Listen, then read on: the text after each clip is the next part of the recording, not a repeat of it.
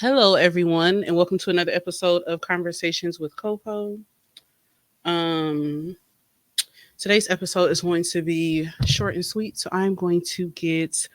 Well, no, I'm not going to get right to the point. I have been away for a while, so y'all know I always say that, and it really hasn't been that long. Um, I think I've done an episode since my birthday. Have I? I think I have. But still, lots have changed. Lots have changed. I have successfully completed my relocation, I guess you can say. Um, my son and I just moved into our new place, so shout out to us. Definitely driving me crazy because things are not where they need to be, but I'm trying to keep myself right. I can't do so much. And also, I wanted to say sometimes my son does listen if it pops up on YouTube. Um, as I had talked about before, moving back home was definitely something that I was unsure as far as how it will go, mainly regarding him. But he has really been doing so well since we have been here. He got, of course, the first report card from his last semester, and his school honored him because he is a high honor roll student and he has a 3.667. So he's really been just blowing my mind with like how he's been doing in school, and he's excited about it. Like I even let him, I told him he can stay home last Friday because of like the snow, and he wanted to go to school because he wanted to finish his DNA model. um, but he's really just been doing good. But 3.667, absolutely amazing. So if you are listening, I'm super proud of you. You've been doing your thing. Yeah, that's all I have for updates. So I am going to start off with my move for today.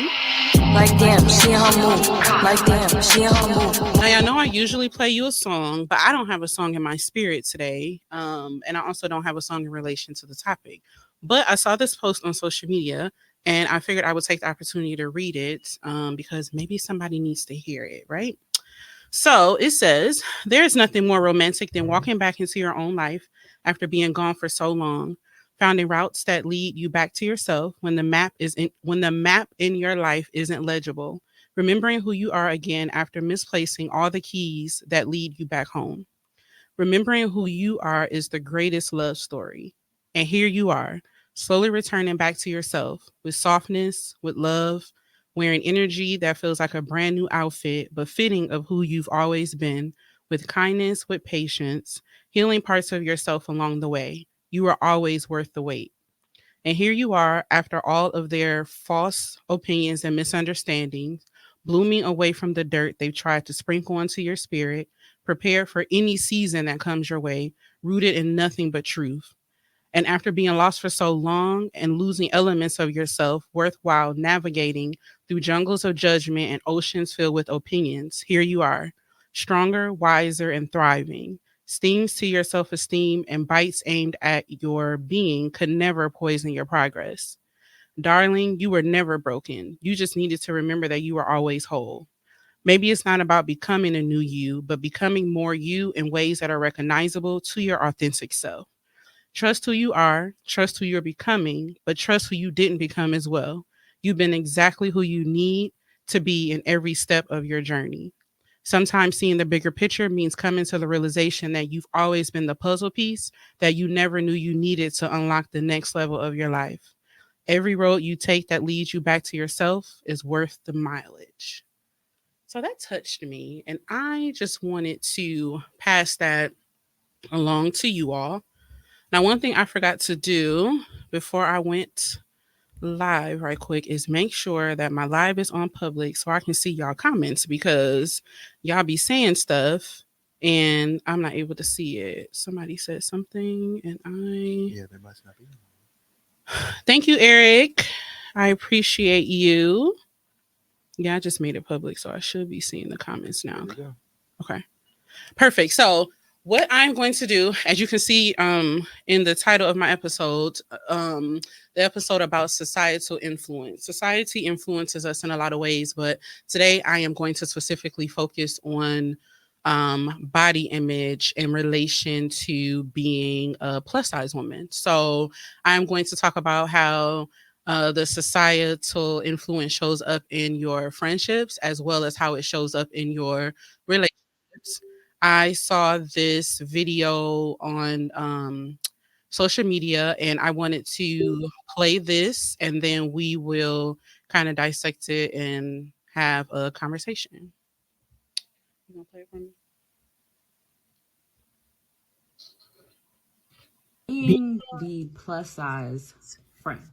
But I'm not going to talk about it in a way that everybody else typically talks about it. Like I said, I seen Charlamagne talk about something was big bag behavior. And then I seen another young lady's video talking about how they treated her, how women started treating her once she lost weight. Meaning they started like being mean to her or whatever and treating her different. Now, I have a different perspective that I want to talk about because I feel like nobody ever talks about it. Nobody ever really talks about it to me, the plus size pretty friend who is actually confident in how they try to drag you. I feel like that's a topic that nobody discusses. And I actually want to talk about it because I've experienced this my entire life. I have literally always been the thicker friend. Like I've always been a thicker friend, even since I was younger. And I still remember one of my childhood best friends was skinny. Like she probably was like a size 1, and I was probably like a 5'6" or something. I was still small, but I was thicker than her. And she used to say things like, "Yeah, because guys really like skinny girls." And I used to be like, Like, she was always trying to make me feel less than.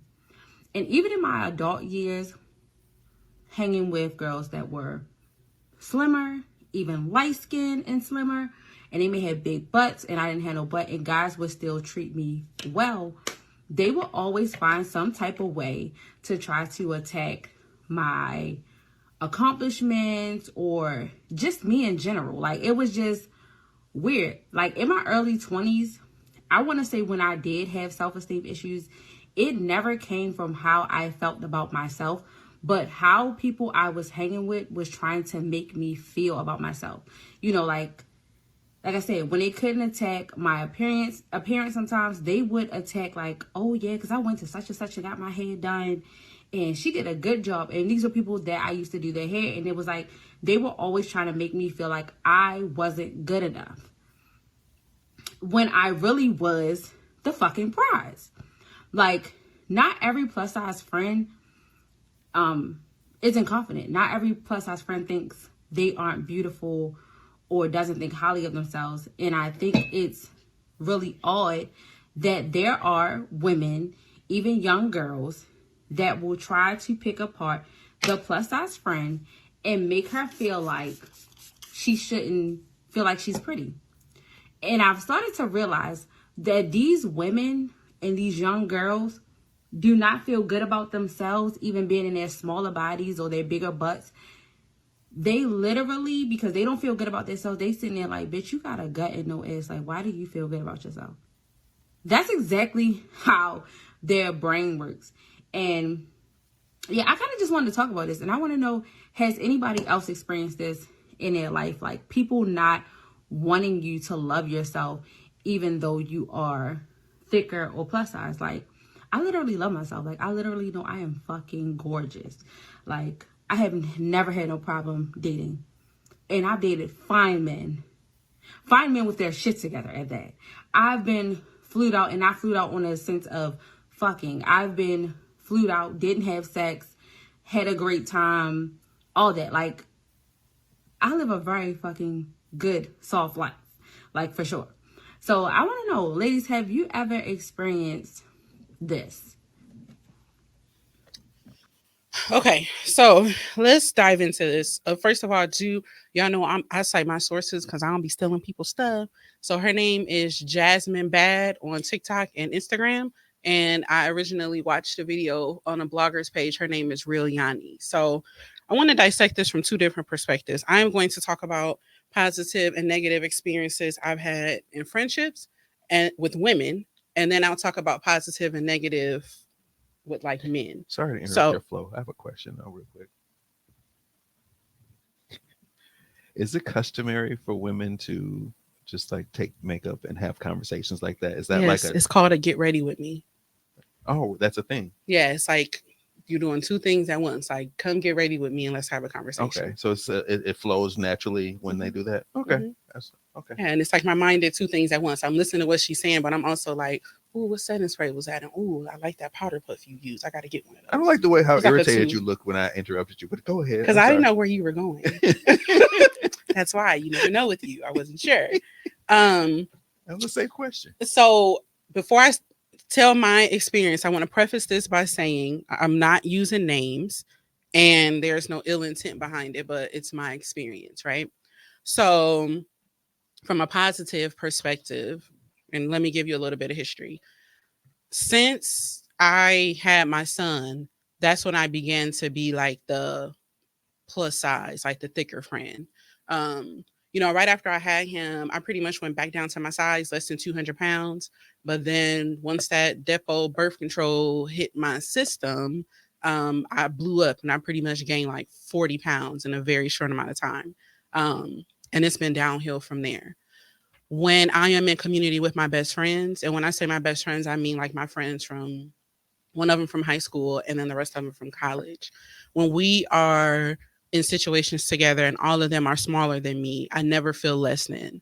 So let's say, for instance, we're going shopping. We might go to Akira or Zara. I can't fit anything in there, but it's cool. I'm going to gas y'all up while y'all trying on y'all clothes and I'm going to just look at the accessories. But please believe once we leave there, we are going to find a place where I am able to go and shop at, and everything I did for them is going to be reciprocated. So they've never felt the need to humble me. They never felt the need to make me feel less than ever.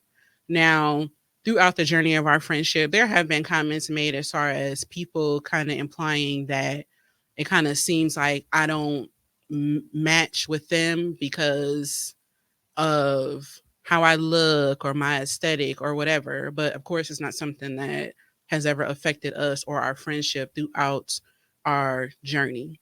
Um, from a negative perspective, when I was living in Texas, I had an experience where, so we were going on a group trip. It was a co-ed trip, right? The women that were going decided that, outside of me, decided that they wanted to dress in matching pajamas. So one of them sent me the link and was like, hey, we want to dress up in matching pajamas. Here's the link.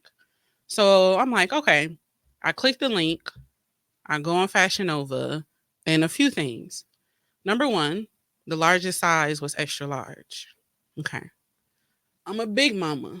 I can't do extra large. You're going to have to add another X in front of that, and then I got you, right? So that's number one. Number two, I know how to dress myself in a way that makes me comfortable and makes me look good. I can look at something and know that it's not going to look good on my body and I'm not going to force it, right?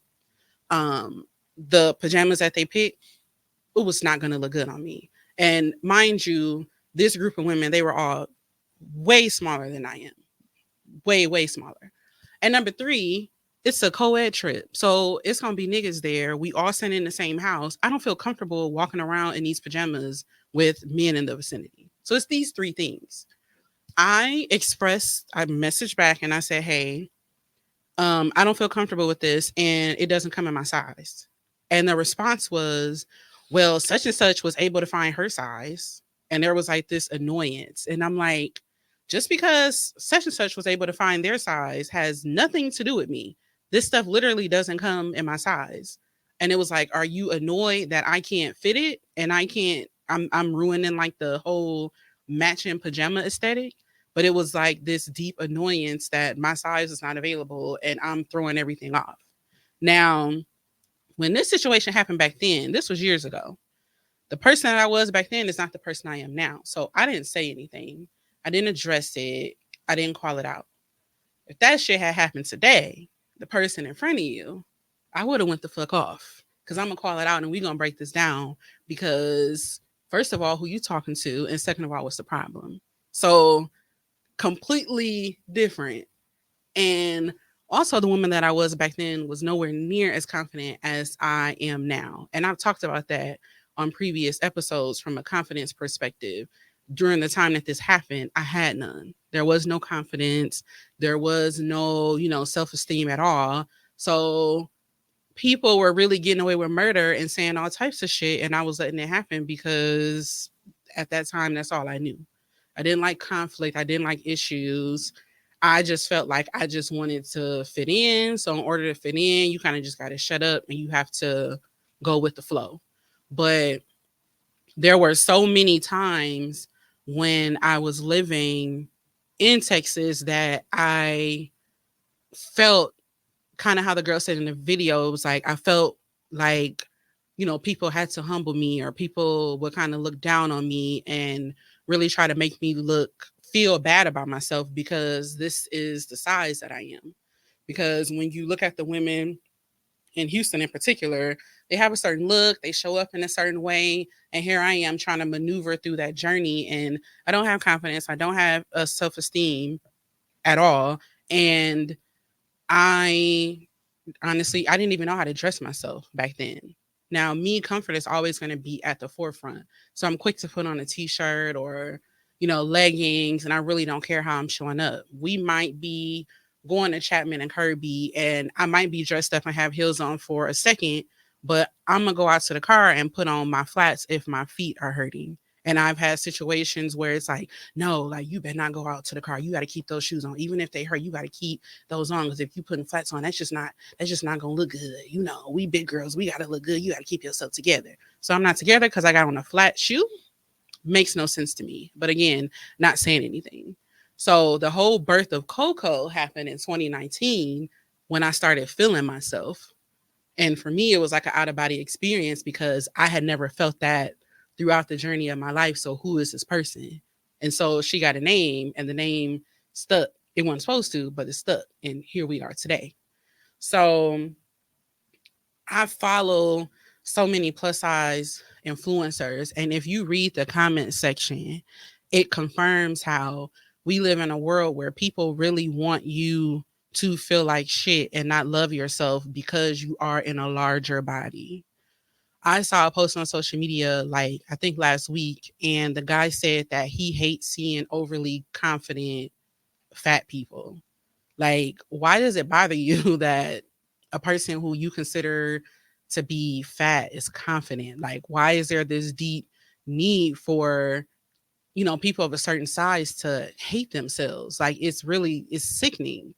I follow this lady on social media, and a lot of y'all probably heard of her or saw her videos, but on Instagram, her name is Operation Nikki, and she posts a lot of videos like cleaning. You'll see her like cleaning her house, but you'll also see her doing like travel content, or she'll like make food and stuff or organize. And yesterday I was watching a video, and she had did a travel vlog because she took her family to Jamaica. And I was reading the comment section, and somebody was like, no shade, I'm not trying to be mean or anything, but I'm just wondering if when you travel, do you have to ask for larger beds? Or do you have to ask for like larger towels and just larger things, because you're big? And I'm like, why would you say this in somebody's comment section? Because if she reads that, like, do you think in your mind, like, how is that going to make her feel when she reads that? And why do you need to know that? It's just like, it's this sick obsession with wanting people to feel so bad about themselves. And then there's this assumption that because you are a larger person, that you are automatically unhealthy. And that is a huge myth. Just because you are of a certain weight does not automatically mean that you're not healthy. I keep up with my doctor's appointments. They do all types of lab work. I don't have any issues, even with the size that I have. Even when I had my health scare, which I think that was the beginning of last year, when I had to go to the hospital and I was in and out with specialists and stuff. Even the doctor himself was like, you're healthy. I've run all of these tests and I can't figure out what's wrong with you. My weight was never an issue at all. And he couldn't figure out what it was. So it was not like, oh, you're fat, you're unhealthy, that's why your heart is doing XYZ. he didn't know what the hell it was because he ran all of these tests. So it's a huge myth as far as your sizing and you not being healthy.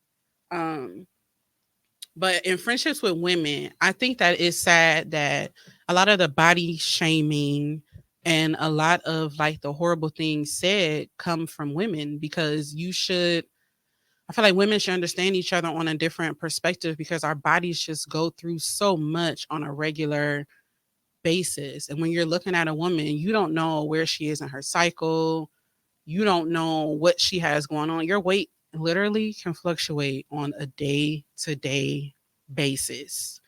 Um, I have not been as vocal about my weight loss journey, and I really have no intention on ever being because it just opens you up for unsolicited opinions. It opens you up for unsolicited advice, and somebody always got some shit to say. It don't have anything to do with them, and I got tired of it. So I don't openly share about, oh, I lost this much weight, or oh, I'm doing this, or oh, I'm doing that. You'll see me posting about working out, but as far as anything else goes, I keep that super private and I really keep it to myself and I don't talk to anybody about it. It's just like you'll be able to see the results and you'll be able to know I'm at the gym because I'll post it on Facebook. But any of the specifics and details, I keep it to myself because I feel the need to protect myself. And if I don't open up about it, then that doesn't give anybody any ammunition to say anything really. Um, so looking at it on the opposite perspective, from my experiences with men. Now, I talked about on the confidence episode that pretty much for the majority of my life, aside from the last couple of years, I had extremely low confidence and low self-esteem. Um, in my last relationship, I went through, it was abusive, so physical abuse, um, but there was also a lot of emotional, mental, and verbal abuse, right? So I was saying all of the years of us being together, it was always like, if you get mad at me, I'm all types of fat bitches. There was always like this attack on my image. Mainly it was me being fat, or it was me being too dark, or it was me being ugly. This was like a most days of the week, damn near a daily thing. So when you're in a relationship with somebody for that many years, and this is what you're constantly hearing on a day-to-day basis from the person that you laying up with every single day, it's almost like in your mind you go through this brainwashing and you really start to believe what it is that they're saying because you can't be saying it if it's not true. And there were no other like positive affirmations coming from anywhere else. What you say? You need to be choked out. That's evil as fuck. Yeah, so it's like you're constantly hearing this over and over and over and over again. So those are things that you start to believe about yourself. And the only reason things kind of came to a head once I kind of start feeling myself, and what he was trying to put into my mind wasn't working anymore. So it's like, okay, you keep calling me fat, but you laying up every night and you still keep wanting some. Yeah, you calling me ugly, but you over here. And one thing that I had noticed, it was like, I'm cool behind closed doors, right? So I'm cool doing the wife stuff and, the stuff with the kids and all of that. But when you go out and you are, cheating with whoever, all of the women look the same. They're all smaller. They're all lighter skinned. They're all this, they're all that. Like, constantly over and over again. And it's reinforcing these things that you're coming home and telling me every day, oh, you a fat bitch, oh, you this, oh, you that, constantly over and over again. And so I would say throughout my life, I have only had, I would say there has been one man that I felt like he affirmed me and there wasn't an ulterior motive and it wasn't like sex involved. So it was more like, if I'm doing any negative self-talk, it's like, no, like that's not the truth. It was like a space created for me where it's like, oh, if I'm having a bad day and I'm like, oh, I'm so bloated, I feel so fat. It's like, no, don't say that about yourself. you're beautiful, you're this, you're that. Or I can send over outfits and be like, oh, okay, so which one? This one or this one? And there wasn't any like the responses weren't sexual and it wasn't lusty. It felt like it was coming from a genuine place. Um, but I feel like with men, and of course not all men, they are really like damn near terrorists when it comes to how they approach a woman's body and how they talk about it and how they like address it. And when you're a plus size woman, you have to watch out for men. Like there are men that have fetishes and they will use that to their advantage. They will use you to fulfill that fetish. My experience, I would say back when I was on dating apps, I've had guys literally like will match and they'll be like, "Hey, how you doing? So, can you send me your measurements?" Like, what? Like this doesn't even, and I completely understand people having preferences, but I also feel like it's a thin line between having a preference and being completely superficial. And I feel like men teeter that line, just they teeter it so much. And I don't think they realize how, for me, I think it's safe to say it might be a reach saying all of the experiences, but I would say most of the experiences with men have been like, if there are say comments made about my body in a way like oh you got nice boobs or oh your thighs or oh this or oh that, there's an underlying reason for that. Like the only reason that you're telling me these things is because you trying to fuck. That's it. There is some type of lust involved, and there that's pretty much how far it's gonna go. And it's almost been like, yeah, you cool behind the scenes. Like, it's cool for us to, be having sex and chilling back here behind closed doors. But when I show up and I show out in public, it's usually, for me, my experience with what I've seen is usually either somebody that's smaller, somebody that's lighter, and it's like, this is the person that you maneuvering out with in public, but you want to kind of keep me over here on the side as your plaything for whatever reason, even whether you're embarrassed or whether the reasonings I was never sure of, but there has always been a pattern with them. So when it comes with anything body related with men, it's just really like this sickening. It's just really like this sickening thing for me, and it always has been. And I've seen other women talk about it as well. I think a lot of times you see men so fascinated with a woman's body, as far as like to the point where all the red flags are there and you're missing them because it's like, oh, she got a fat ass, or oh, she got this and she got that. And you become mesmerized and you're not even seeing those red flags that are right there in your face because you're too obsessed with the body and the shape of it and the image of it that you're missing out on all of these red flags that are like right there in your face. So, how do we get to, and honestly, I don't think we'll ever get there. I think it's going to get way worse and it's just going to continue to be worse. But I really wish that society didn't have such an influence on like body image and how we feel about ourselves. One thing she said in the video, she said she didn't feel like that about herself because of anything that she did. She felt like that about herself because of all of the outside sources. And when she said that, it definitely made me think about how, me feeling the way that I felt about myself throughout my life. It wasn't because of, I would say a small part of it was rooted from me or came from me. I would say a large part of it was my environment and the people who were in my ear and the people who were not in my ear enough. And if I can go back, I kind of wish that the journey had went differently for me, because I think that a lot of the situations and the trauma that I had been through would have been different as well. But for so much of my life, it's been just so many body issues.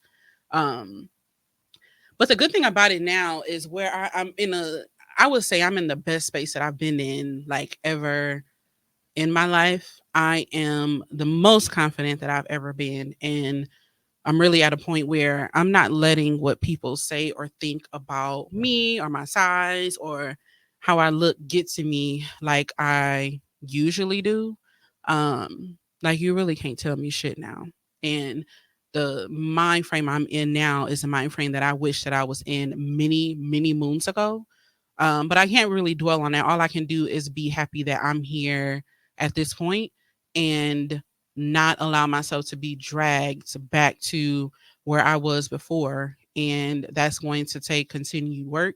That's going to take me continuing to work on my confidence and my self esteem and kind of just pushing forward in the manner in which I have been doing. And I definitely appreciate those people who have been around me, especially I would say within the last like year or two, really pouring into me and really, helping me and really influencing me. I mean, even when it comes to like my look and like clothes and things like that, I really appreciate people for really helping me push myself out of the box and kind of try new things that I've never tried before, because that has contributed to where I am today for the most part.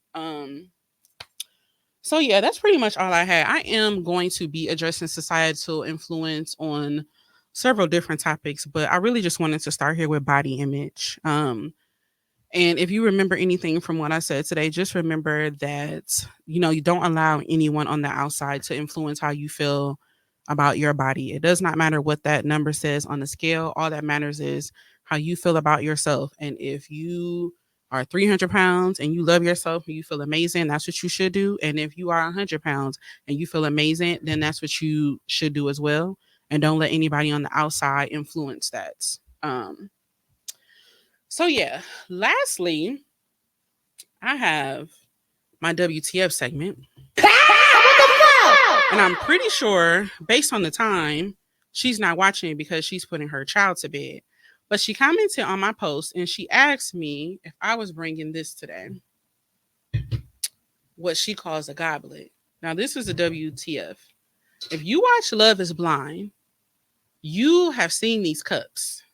All they do is drink out of these cups. It doesn't matter what they drink it out of this cup. If they go to a bar, if they go to a restaurant, they drink out of this cup. I hate these cups. I despise them. So what did my friend do? My friend sent a set of these cups to my house the other day because she said that it reminds her of when we used to live together.